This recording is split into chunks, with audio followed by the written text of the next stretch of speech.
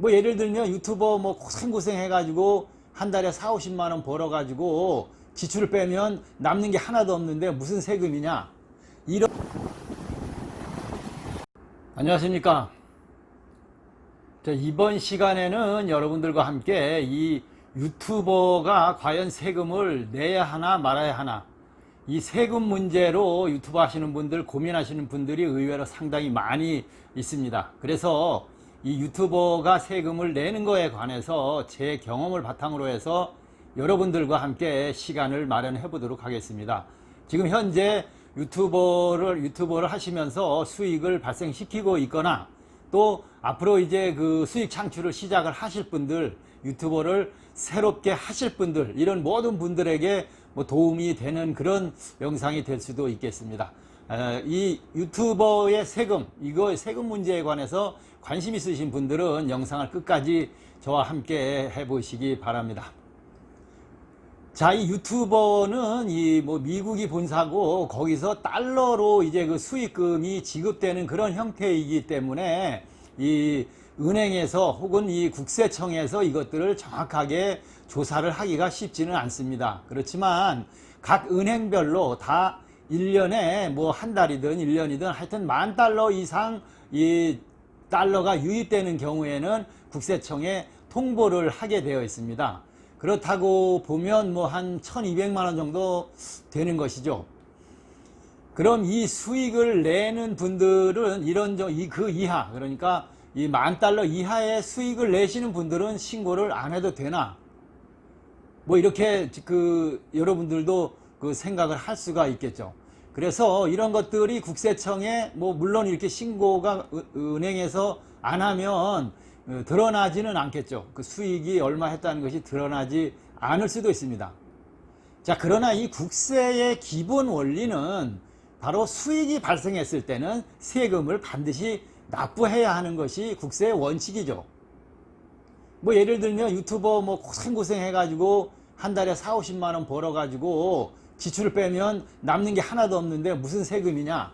이런 분들도 상당히 많이 계실 것이지만 결론적으로 보면 이것도 수익이 발생했기 때문에 세금을 안 낸 거니까 탈세에 해당하는 것이죠.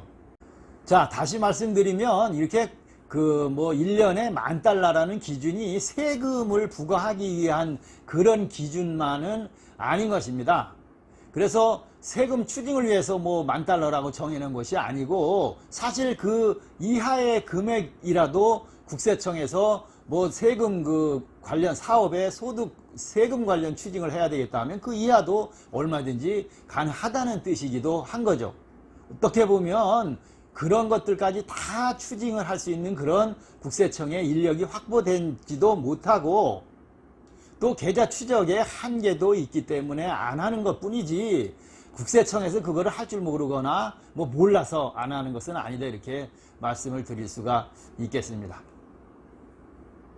이 최근에 유튜버 수익이 굉장히 이슈가 되고, 뭐 몇 억씩도 뭐 한 달에 수익을 내는 이런 유튜버들이 생기고 몇 천만 원씩도 막 버는 그런 경우가 발생하다 보니까 실질적인 탈세가 심하게 나타나는 것도 맞고, 또 그래서 국세청에서 만약에 이 유튜버 수익이 이런 문제점이 많다고 생각돼서 그 팔을 걷고 나서서 뭐 유튜버 수익 추징 팀을 만들다거나 이렇게 하면 얼마든지 다 계좌 추적해서 세금 추징할 수도 있다는 이야기입니다. 그럼 결국은 다 걸리게 되겠죠.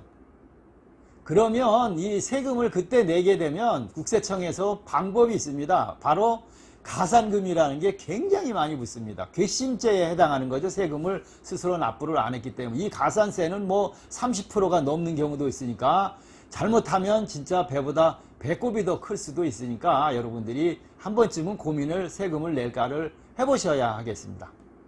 자, 그럼 세금을 어떻게 내야 되느냐?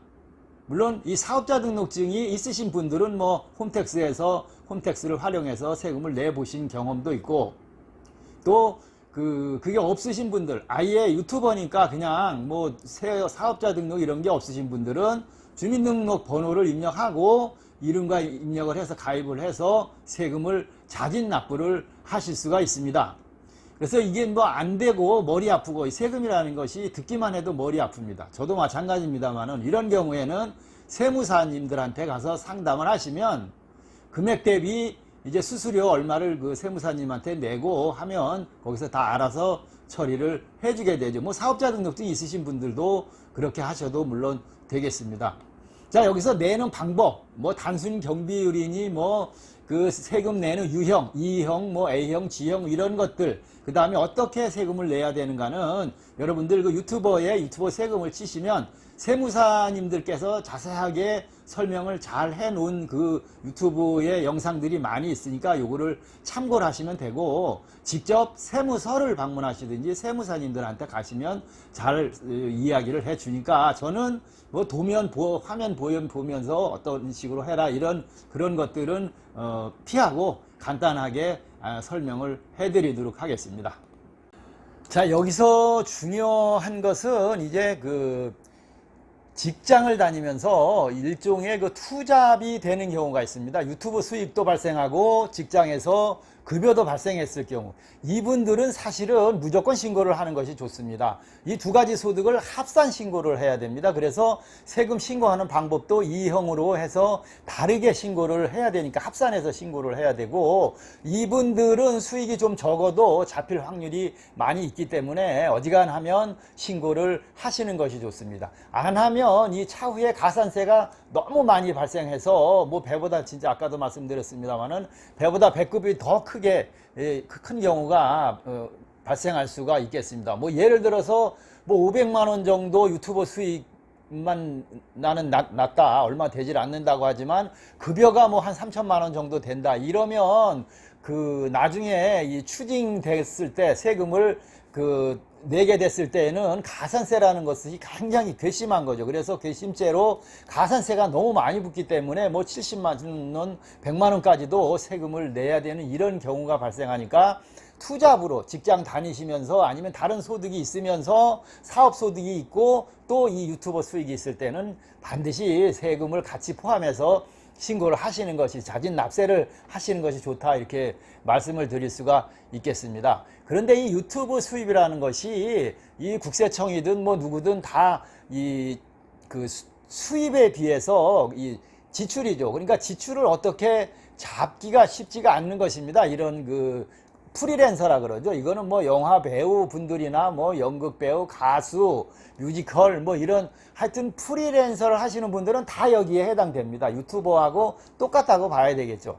이 프리랜서 분들은 이 그 지출을, 사실 정신노동이 상당수 해당하고 지출을 어떻게 정확하게 장부로 기입을 해서 할 수가 없는 이런 상황이 되기 때문에 이런 경우에는 단순 경비율이라는 게 있습니다. 국세청에서 정해주는 거죠. 얼마 정도로 인정을 해주는 거니까 크게 고민할 건 아니죠. 그러면 이제 사업자 등록을 또 내셔야 되는데, 낼 때도 이렇게 이 지출의 명세서가 정확하지 않은 정신노동, 프리랜서로 이렇게 일을 하시는 이런 사업 소득에 대해서는 뭐 단순 경비율을 적용을 국세청에서 알아서 해주니까 거기에 맞추시면 되는 것입니다. 그래서 사업자 등록을 내실 때 이런 분들은 면세 사업자로 등록을 하시면 되고, 또 일반 사업자로 등록을 하셔서 뭐 부가세도 내고, 이 이야기는 장부를 복식에 의해서 기장을 제대로 잘 하는 것이죠. 이렇게 할 때는 일반 사업자로 사업자 등록증을 내시면 됩니다. 이런 문제, 프리랜서죠. 영화배우나 연극인이나 뭐 이렇게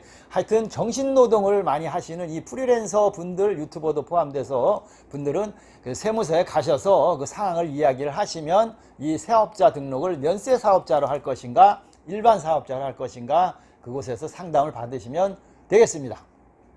자, 이 세금 신고라는 것을 크게 뭐 고민하고 걱정하고 겁내할 필요는 없다고 볼 수가 있겠습니다. 그래서 뭐 그 자체적으로 자진 납세를 하면 되고, $10,000 정도로 이제 추징이 된다고 해도, $10,000 정도다 해도 수익이 그 정도 된다고 해도 몇만 원, 뭐 돈 10만 원 미만으로 낼 확률이 높고, 또 그렇게 내시면 대부분은 환급이라는 게 또 있습니다. 이 뭐 수익이 많이 발생하지 않았을 경우에 오히려 손해가 났 경우, 이런 경우에는 환급도 받을 수가 있으니까, 되돌려 받을 수도 있으니까 이 세금을 오히려 더 좋은 이런 경우가 뭐 생길 수도 있으니까 너무 고민하고 걱정할 것도 아니다. 이렇게 많은 세금을 내지는 않는다, 이렇게 말씀을 드릴 수가 있겠습니다. 다만 안 냈다가 나중에 국세청에서 세금을 추징당할 때는 그거에 몇 배의 세금을 내야 된다. 가산금이라는 것이 많은 퍼센트로 따라붙기 때문에 그런 일이 발생하는 거죠. 자, 지금 같은 상태라면 뭐 $10,000 미만은 아직은 뭐 국세청이 나서지는 않고 있습니다만은, 언제 이 유튜버들이 수익이 많아지고 뭐 그런 것들이 자꾸 이렇게 언론에 보도되고 대두되다 보면 언제 발벗고 나설지도 모르고, 또 특히 투잡인 경우에는 드러날 확률이 상당히 더 다른 그 일반 유튜버보다는 많이 나타나니까 이런 것들은 주의를 하고, 그래서 어지간하면 제 생각에는 이 종합소득세 낼 때는 한 번쯤 자진납세를 조금이라도 하시는 것이 좋다, 이렇게 말씀드릴 수 있고, 그래야 양심적이고 떳떳하게 또 사업을 할 수도 있다, 이렇게 말씀을 드릴 수가 있겠습니다.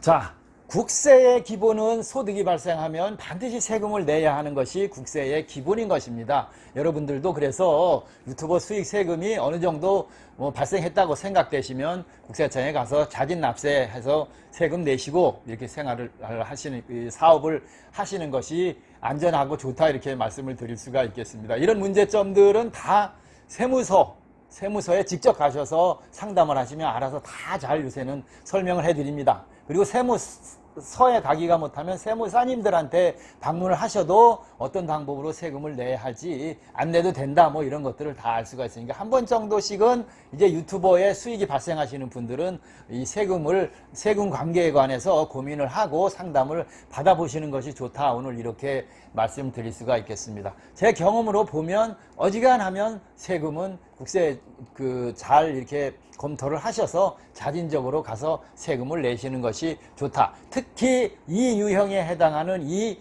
투잡, 급여도 발생하고 유튜버 수익도 발생하시는 이런 분들은 반드시 자진 납세를 해서 세금을 내셔라, 이렇게 말씀을 드리겠습니다. 자, 오늘은 유튜버 수익이 발생하시는 분들, 금액이 많든 적든 수익을 내고 계시는 분들, 또 앞으로 수익이 이제 창출하실 분들, 새로 유튜브를 시작하실 분들, 이 세금에 관해서만큼은 철저하게 자신이 스스로 세금을 내는 것이 좋다, 이렇게 말씀을 드리면서, 의문사항은 그 가까운 세무서를 방문하시든지 세무사님들한테 가시면 다 잘 설명을 들을 수가 있다, 이렇게 말씀을 드리겠습니다. 오늘은 유튜버가 세금을 내야 하나 말아야 되나, 당연히 내는 것이 좋다, 이렇게 말씀을 드리면서 이 시간 마치도록 하겠습니다.